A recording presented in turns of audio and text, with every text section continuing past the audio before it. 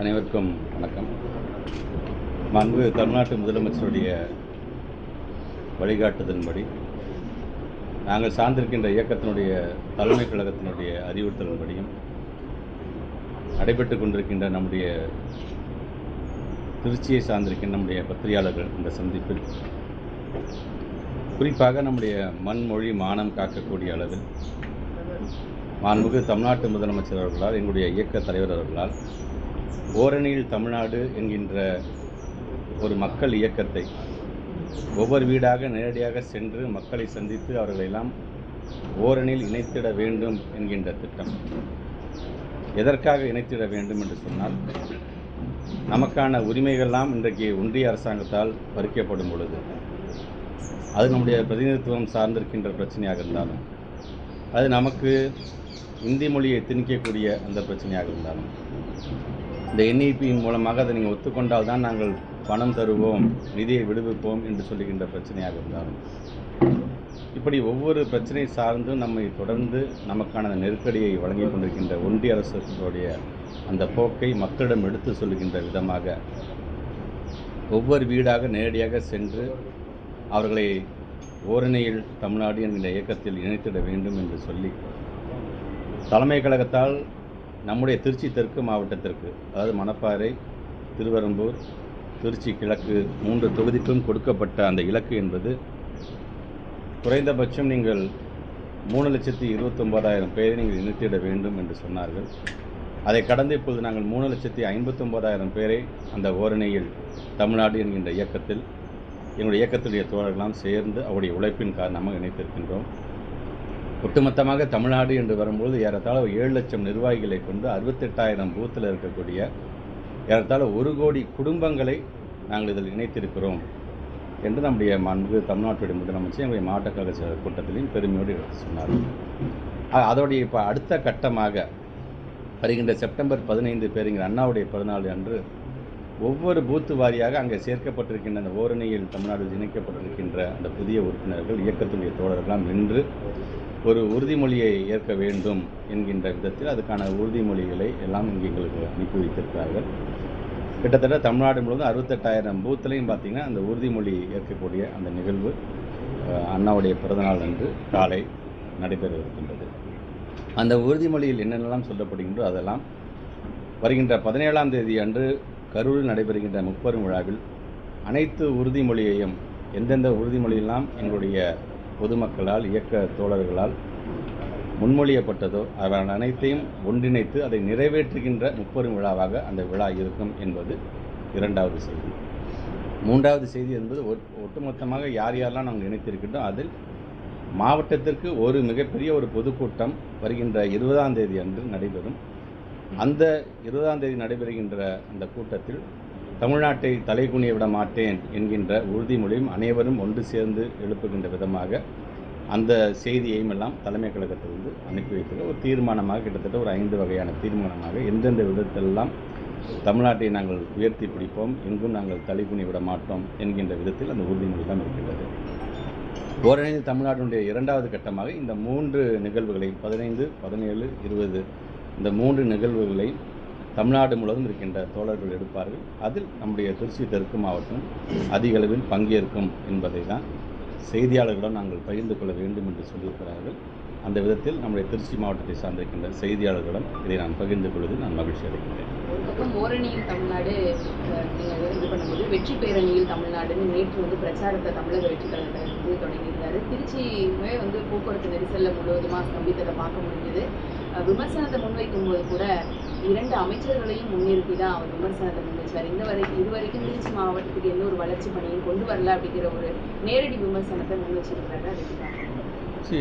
தேர்தலுக்கு இன்னும் ஒரு 5 மாதங்கள் இருக்கும்பொழுது ஒவ்வொரு இயக்கத்தை சார்ந்த புதிதாக இயக்கம் தொடங்கியவர்களாக இருந்தாலும் சரி, இல்லை எதிர்க்கட்சியாக இருந்தாலும் சரி, தொடர்ந்து நாங்கள் 2015 இருக்கும்போது 16 தேர்தலுக்கு நாங்கள் தயாராகும் பொழுதும் சரி, 2021 தேர்தலுக்கு தயாராகும் போது ஓராண்டுக்கு முன்பே பிரச்சாரம் மேற்கொள்வது என்பது அது வழக்கம்தான். ஒவ்வொரு இயக்கத்தை சார்ந்து தங்களை முன்னிறுத்துவார்கள், யார் என்ன செஞ்சுருக்காங்க, யார் என்ன செய்யலை, நாங்கள் அதை செய்வோம் அப்படிங்கிறது ஒரு வழக்கமானது ஒவ்வொரு மாவட்டத்திலும் நடைபெறுகின்ற. நேற்று கூட இங்கே ஒரு மிகப்பெரிய ஒரு கூட்டத்தை கூட்டினதாக கூட நானும் இன்றைக்கி செய்தியில் பார்த்தேன். நேற்று நான் சென்னையில் இருந்தேன். ஏறத்தாழ ஒரு 3000 தமிழ் இன்ஜினியர்ஸ்க்கு நம்ம அன்பு துணை முதலமைச்சருடைய திருக்கரங்கள் பணியாணை வழங்கக்கூடிய ஒரு நிகழ்வு நாங்கள் கலந்துருக்கோம். 6000 யூத்துக்கு வந்து நாங்கள் பயிற்சியோடு சேர்ந்து பணியாணை வழங்குறது இப்படி ஒரு ஆக்கப்பூர்வமான நிகழ்ச்சியை கலந்துக்கிட்டு நேற்று கோயம்புத்தூருக்கு வந்து இறங்கினதுக்கப்புறம் இப்போ நான் இங்கே நேராக உங்களை நான் சந்திக்க நான் வந்திருக்கேன் நான்.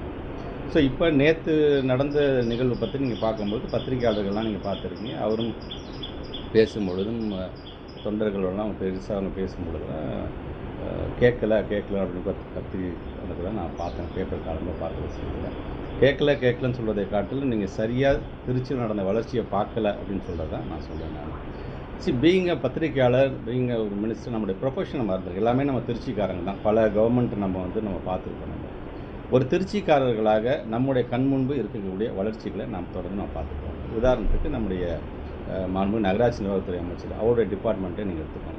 கிட்டத்தட்ட 128 கோடி ரூபாய் மதிப்பீட்டில் பேருங்கர் அண்ணாவுடைய பெயரில் இருக்கக்கூடிய கனரக வாகனம் சரக்கு முனையத்தை வந்து நம்ம அமைச்சு கொடுத்துருக்கோம்.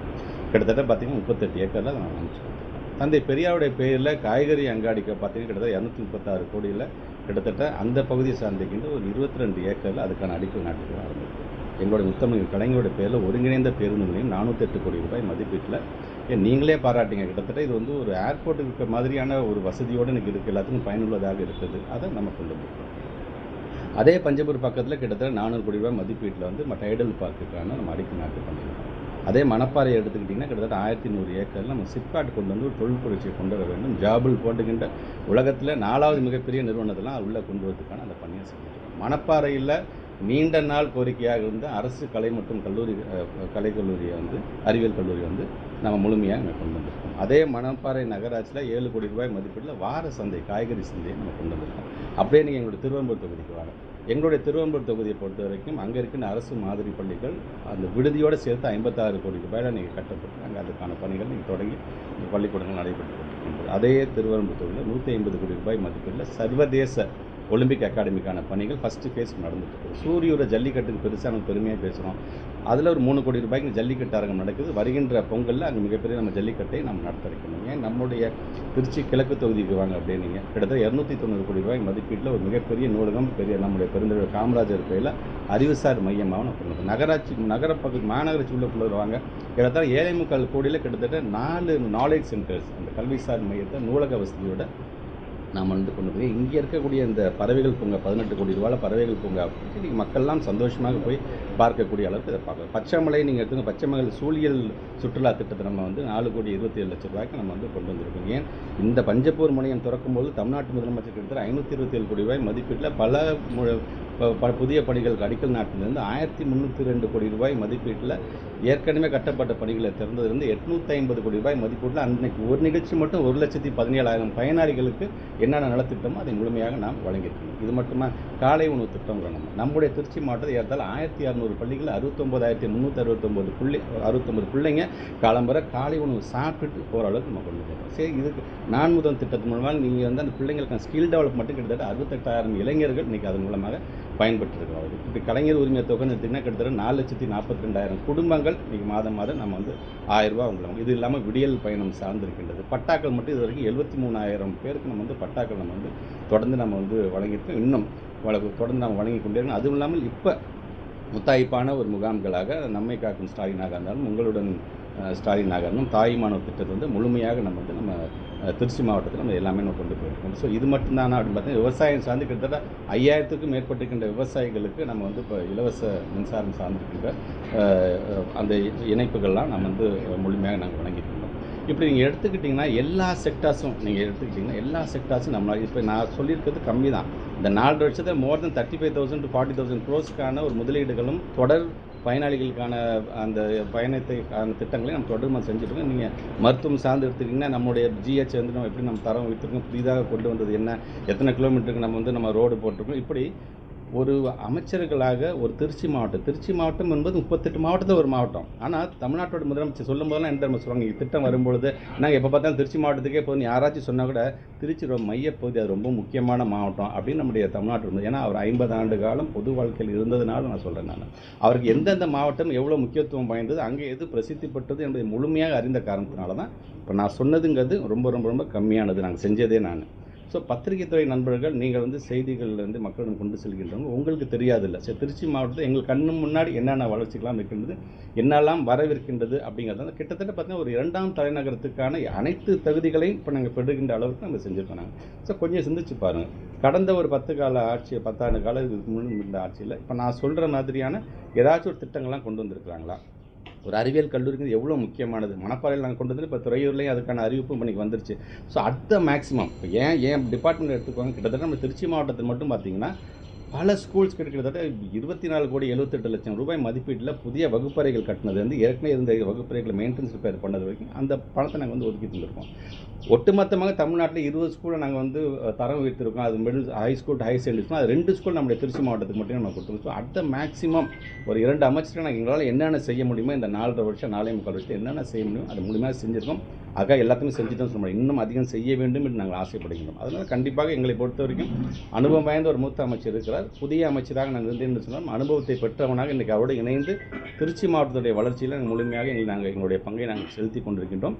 முழுமையாக அவருக்கு யாராச்சும் ஸ்பீச் இன்புட் கொடுத்தாலும் ஒவ்வொரு மாவட்டத்தில் இதெல்லாம் பண்ணியிருக்கிறாங்க, இதெல்லாம் பண்ணலை அப்படின்னு நீங்கள் சொன்னீங்கன்னா அது மக்களுக்கு தெரியாமல் ஒட்டுமொத்தமாக நீங்கள் வந்து எதுவுமே செய்யலை, எந்த பிரயோஜனமே இல்லை அப்படிங்கிறத வந்து கண்டிப்பாக அறிவு சார்ந்த மக்கள் அதிகம் இருக்கிற நம்ம திருச்சி மாவட்டத்தில் அதை ஏற்றுக்கொள்ள மாட்டார்கள், எதையும் பகுத்திருந்து பார்ப்பார்கள் என்ற நம்பிக்கை எங்களுக்கு இருக்கின்றது. சார், திமுக தலைவர்கள் அதிமுக எதிர்கட்சி தலைவர்லாம் பிரச்சாரம் மேற்கொள்றாரு. எந்த ரெஸ்ட்ரிக்ஷன் இல்லை, எனக்கு மட்டும் தான் அவ்வளோ ரெஸ்ட்ரிக்ஷன், என்னை பார்த்து திமுக பயப்படுதுன்னு சொல்லி சொல்கிறாரு. அதை நீங்கள் எப்படி? இல்லை, அப்படி சொல்ல நாங்கள் ரெஸ்ட்ரிக்ஷன்ஸுக்கு ஜென்ரலாக வந்து பொதுமக்களுக்கு நம்ம வந்து அவதி கொடுக்கக்கூடாது.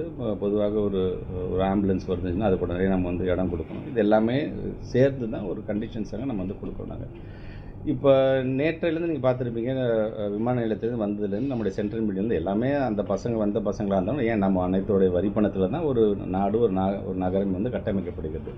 அது ஒட்டுமொத்தமாக அதெல்லாம் சிதைச்சிட்டு போகிற மாதிரி எல்லாமே வந்து நேற்று போகும்போது வயிற்றுச்சலாக எங்களுடைய சையத் முர்துஷா பள்ளியை சார்ந்திருக்கிற மேல் கூரையால் நின்று உடஞ்சி அந்த பிள்ளைங்களுக்கான டாய்லெட்டை நீங்கள் வீணடிச்சிட்டு போயிட்டு. ஸோ கும்பல் வர்றது என்ஜாய் பண்ணுங்கள், நீங்கள் ஒரு என்டர்டெயின்மெண்ட்டாக பாருங்கள், ஹாப்பியாக இருங்க. அதெல்லாம் நான் அதை பற்றி சொல்கிறேன்.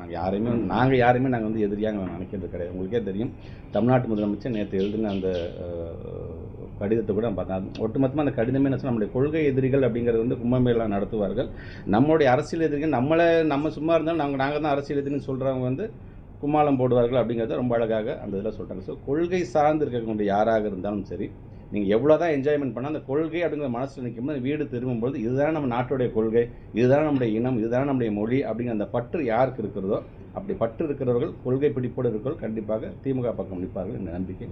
எங்கே போகிற இடத்துலலாம் திமுக பாய்சன் பாசிச பாஜக சொல்ற மாதிரி பாய்சன் திமுக அப்படின்னு சொல்றாங்க. அது ஒரு சொல்லாடல.